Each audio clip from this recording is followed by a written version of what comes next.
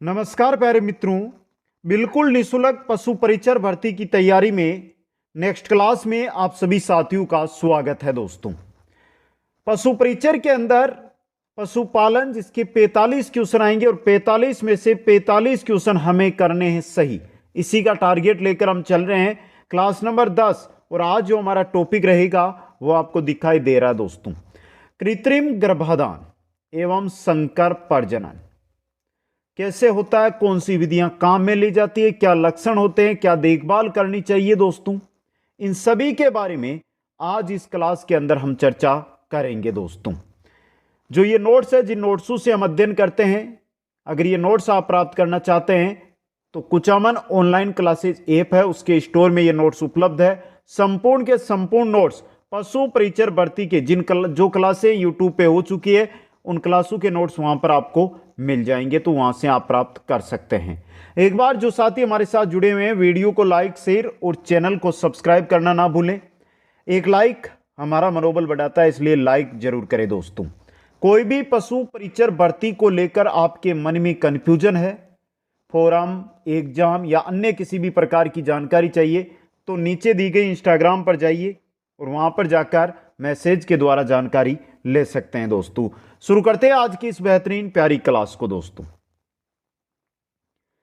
देखिए, बड़ी क्लास नहीं है, छोटी सी क्लास है। आराम से देखोगे तो एक क्वेश्चन है ना, ये आपका तैयार हो जाएगा। लिख के कहता हूं, एक क्वेश्चन यहां से पूछा जाएगा। दोस्तों, समझ गए? चलिए, कृत्रिम गर्भाधान और प्रजनन की विधियां। दोस्तों, पशुओं को गर्भित करने की दो विधियां प्रचलित हैं।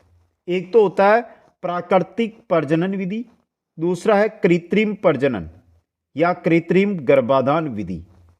देखिए, जो प्राकृतिक चीज है इसके बारे में अध्ययन नहीं करना है हमें जो आज अध्ययन करना है वो कृत्रिम प्रजनन या कृत्रिम गर्भाधान विधि के बारे में अध्ययन करना है। लेकिन साथ में हमें यह भी तो पता होना चाहिए कि प्राकृतिक प्रजनन कैसे होता है। दोस्तों, तो ये दो विधियां हैं जिनसे किसी भी मादा पशु को गर्भित किया जाता है। दोस्तों, अब देखिए, पहले हम बात करते हैं प्राकृतिक प्रजनन विधि। पशु प्रजनन का ये सबसे सरल तरीका है, सबसे अच्छा तरीका है। समझ गए? पशु प्रजनन का जो प्राकृतिक प्रजनन विधि है ये सबसे सरल, सबसे अच्छा तरीका माना जाता है। अब देखिए, इसमें प्रकृति नर एवं मादा पशुओं को योग्य बनाती है एवं उनमें चेतना उत्पन्न करती है कि ये दोनों आपस में संभोग करके नए जीव उत्पन्न कर सके। दोस्तों, तो इसके बारे में आपको पता है, अच्छी तरह आप जानते हो, तो बेसिक बताने की जरूरत नहीं है। दोस्तों, जो साथी नोट्स अपने खुद के बना रहे हैं, लिख रहे हैं, वो स्क्रीनशॉट साथ में लेते रहिए। दोस्तों, प्राकृतिक प्रजनन विधि हो गई है। अब हमारा मैटर शुरू होगा। यहां से थोड़ा सा ध्यान से देखना है, समझना है और सुनना है। दोस्तों, ले लिया स्क्रीनशॉट? दूसरी जो विधि है पशु को गर्भित करने की, उस विधि का नाम है कृत्रिम प्रजनन या कृत्रिम गर्भाधान विधि। दोस्तों, देखिए, समझना ये कहां से शुरू होती है और कैसे पूरी होगी, मैं साथ में समझाता चलूंगा। स्वस्थ नर पशु का वीर्य प्राप्त करके, स्वस्थ नर पशु, अगर आप राजस्थान में हैं, जो नर पशु है वो महाराष्ट्र में, तो वहां से उसका वीर्य लेकर आना है। तो देखिए, स्वस्थ नर पशु का वीर्य प्राप्त करके, महाराष्ट्र से वीर्य को प्राप्त किया और राजस्थान आ रहे हैं। मादा के मध्य में आने पर विशेष प्रकार के यंत्रों के द्वारा वीर्य को मादा की जननेंद्रियों यानी योनि में पहुंचाना कृत्रिम गर्भाधान कहलाता है। दोस्तों, यह होता है कृत्रिम गर्भाधान। इसके अंदर यह नहीं है, जो वीर्य होता है नर पशु का वो कहीं से भी एकत्रित किया जा सकता है, संग्रह करके उसको रखा जा सकता है, फिर उसको लेकर आके जो मादा पशु है उसके जो जननेंद्रियों है, जो योनि है, उसमें छोड़कर उसको नए पशु को उत्पन्न किया जा सकता है। भारत में कृत्रिम गर्भाधान विधि का विकास डॉक्टर संपत कुमार 1939 में पैलेस डेयरी फार्म मैसूर में किया दोस्तों। इंपॉर्टेंट जानकारी है ये आपके लिए।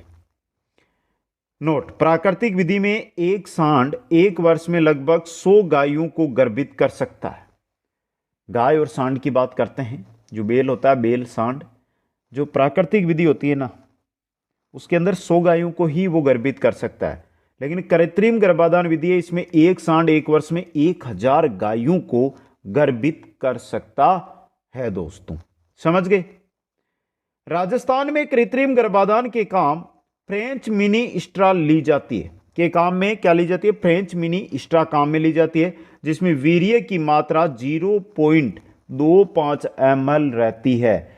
यानी कि 1 ml वीर्य है ना, उसके 4 पशु है उनको गर्भित किया जा सकता है। उससे 4 मादा पशुओं को गर्भित किया जा सकता है दोस्तों, अगर 1 ml वीर्य है तो दोस्तों।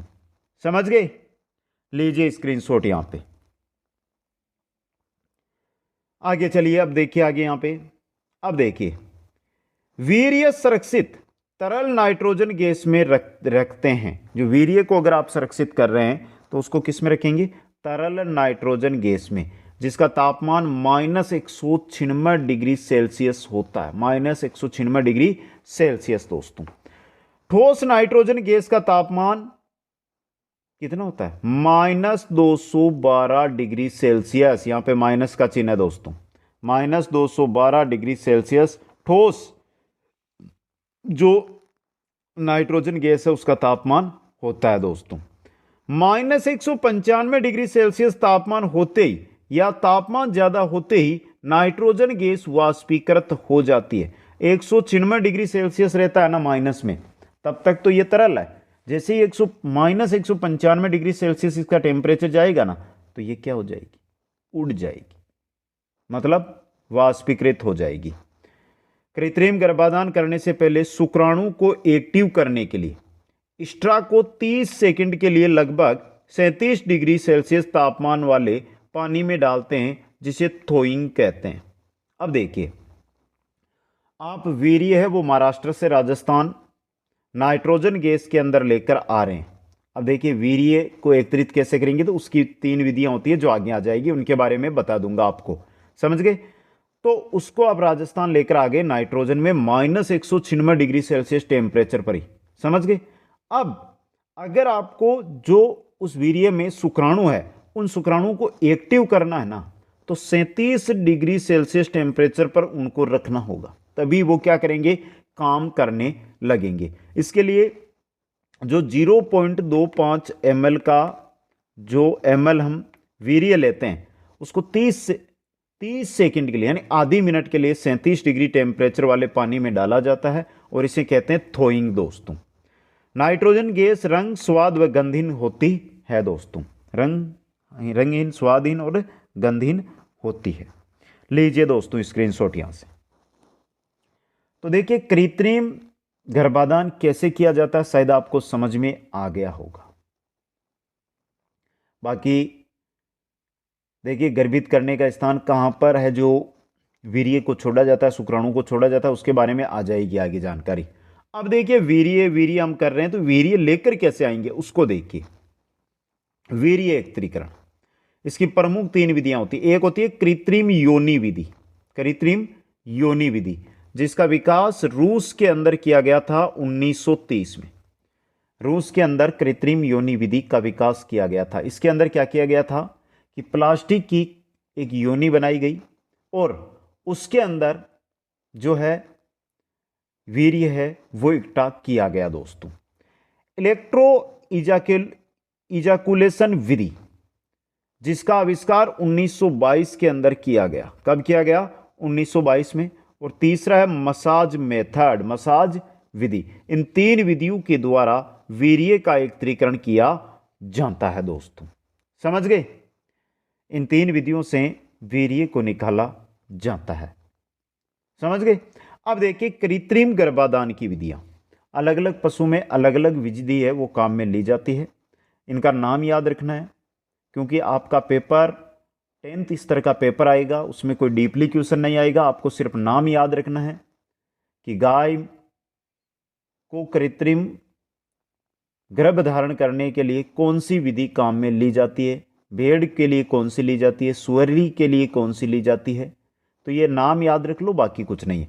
गाय और भैंस के लिए रेक्टो वेजिनल विधि काम में ली जाती है। घोड़ी के लिए वेजिनल मेथड काम में लिया जाता है। भेड़ व बकरी के लिए वेजिनल स्पेक्युलम मेथड काम में लिया जाता है। सुअरी के लिए कॉर्क स्क्रू पिपेटी मेथड काम में लिया जाता है। तो ये मेथड आपको चारों जो 6 अलग अलग पशु है उनके मेथड है, ये विधियां हैं, ये आपको पता होनी चाहिए कि कौन सी विधि काम में ली जाती है।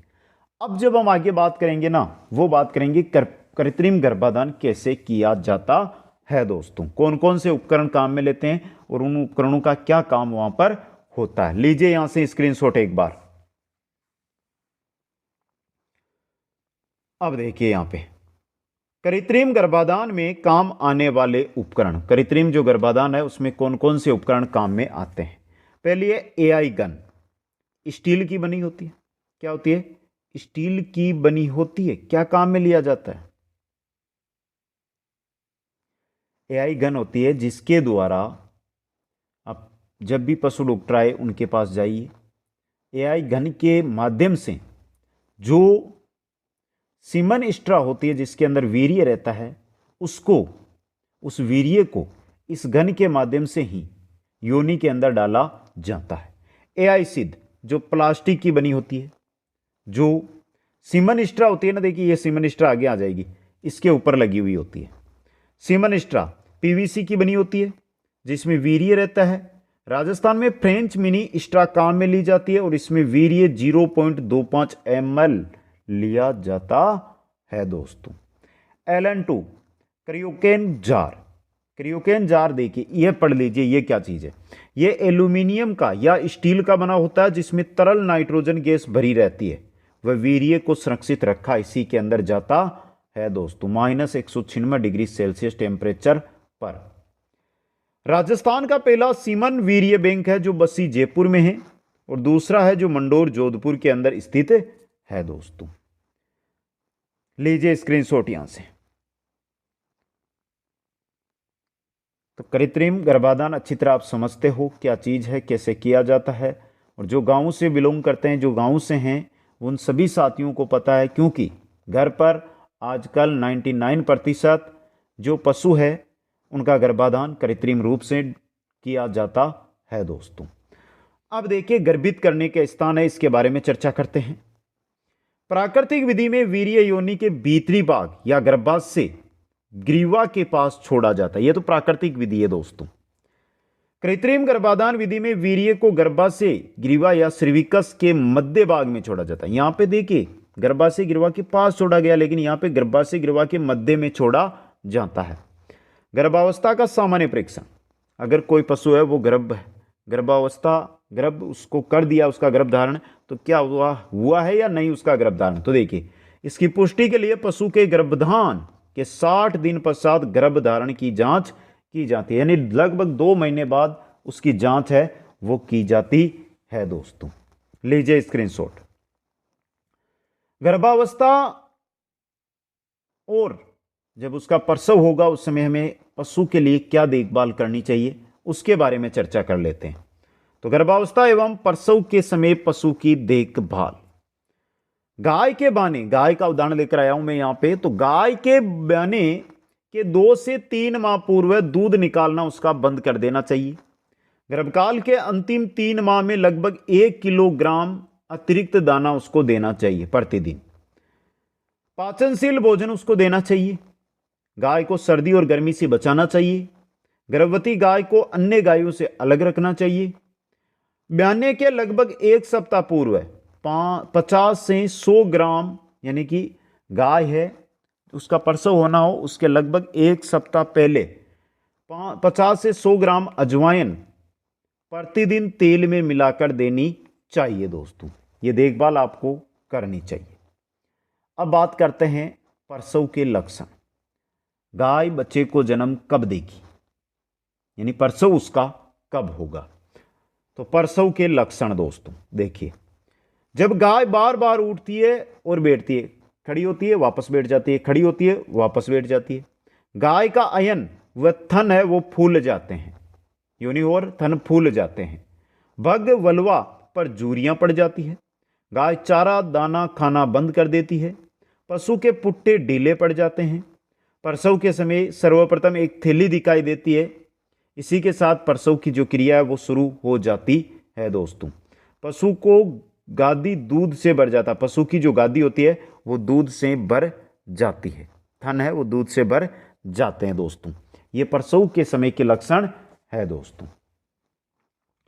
अब गाय का प्रसव हमने करवा दिया, तो उसके बाद क्या देखभाल हमें करनी चाहिए दोस्तों। देखिए प्रसव के समय देखभाल, देखिए प्रसव के समय सफाई का विशेष ध्यान रखना चाहिए।